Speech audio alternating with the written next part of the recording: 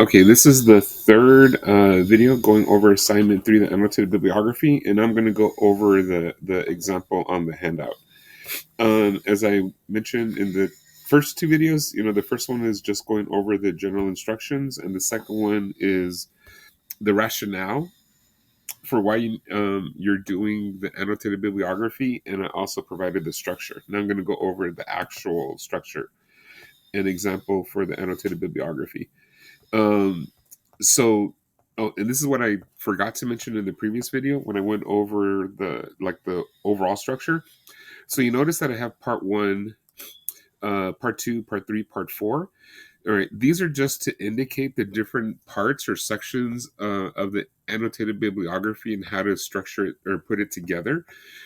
So when you submit the assignment to me either on the 27th or the 31st or whenever the due date is marked on the syllabus, you're not going to put these headers or these headings, okay?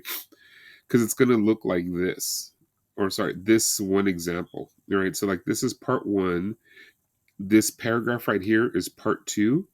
These two small paragraphs is from part three. This is question one, and this is question two, and this right here is part four.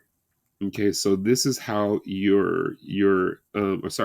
so this is what your entries are going to look like for the four sources that you have located for your research. Okay, all right, so I'm gonna just read through this. Okay, so the book that I used is Henry Lefebvre Henry, 1991, Social Space, the Production of Space by Blackwell Publishers Ltd, Oxford, from pages 68 to 168.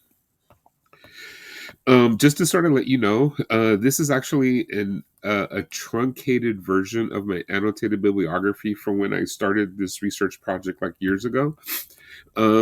And my annotated bibliography was about like 10 to 12 pages long. And the reason why it was that long and single spaced was because I broke it up into different sections. So then what I did for this example is I just created a truncated version of uh, bibliographic reference, or sorry, annotated bibliography that I did for this particular source that I use in my own work. Okay. And also, this paragraph is actually uh, an amalgamation of like 5 or 6 different paragraphs. Okay. All right. So you just understand like the context from which I'm approaching this example. Okay. All right. So I wrote the summary for this particular chapter. The production of space primary thesis is how space is socially produced. Space results from historical, political, cultural, economic, and material conditions that combine in unique and interesting combinations. Lefebvre assumes that space is not neutral or static, but is a dynamic element of structuring social interactions. Geographic location, buildings, infrastructure, patterns, and ideological underpinnings such as race and ethnicity, class, gender, and sexuality shape social interactions. Since space is socially produced and active, Lefebvre continues to say that there are two distinct views of space. First, there is mental space, and the second, there is physical space. Mental space is the way people and communities think about space. Contrast to physical space is how material aspects of spatial forms can shape the quality and kinds of social interactions. In a sense, following Lefebvre's explanation, space is dialectical. All right, so that's the summary of this particular chapter from what I just explained a few moments ago. Okay, and this is sort of what I mean. That excuse me. So what I argue in the book that I'm editing is that we have to sort of that we need to consider as researchers and sociologists that we need to think about how space is not only a product of human interactions, right? Like when we interact with other people, either known or the stranger, as George Simmel would say, but that space is also an active element in how we interact with each other, right? Because uh, in a general sense, most people tend to look at space or certain like geography, right, as something that's static and unchanging, which is not correct because of how like what is it, geology looks at the movement of like tectonic plates and the changing nature of the landscape, but that takes like years or generation or millennia, right? So then that's sort of the ossification of the understanding of geography, or and especially this idea of social space.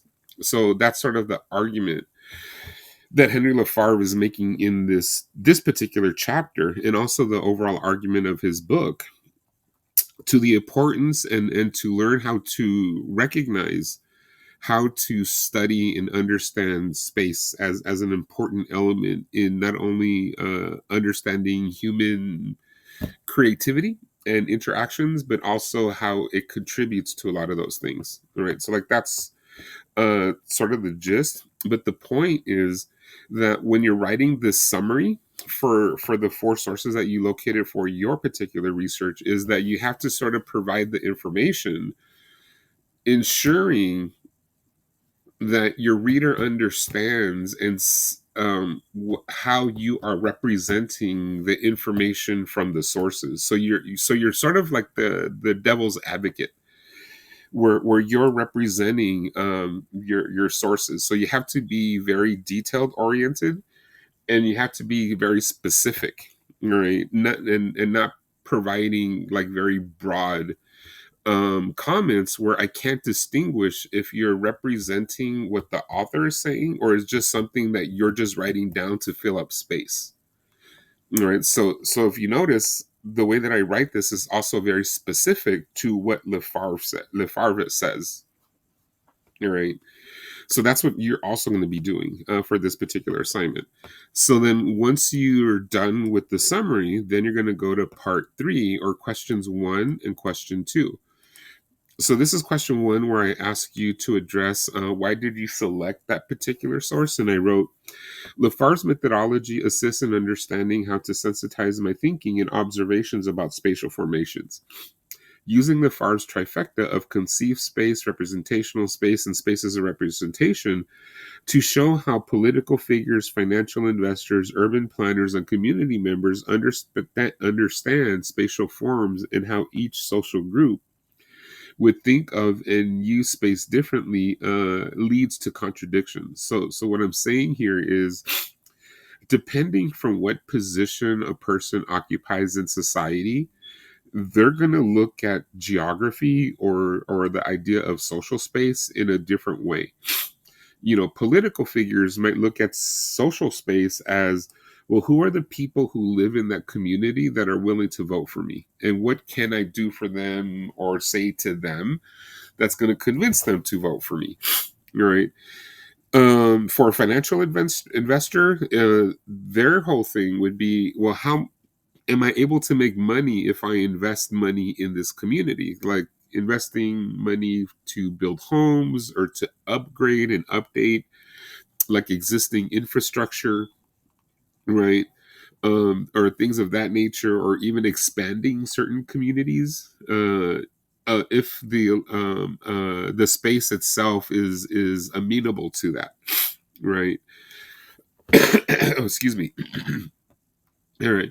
And then you have the urban planners, but definitely community members look at the community as a place where they're going to live. They're going to raise their family, make social connections, or make long lasting social connections with the other members who live in the community, in that general vicinity.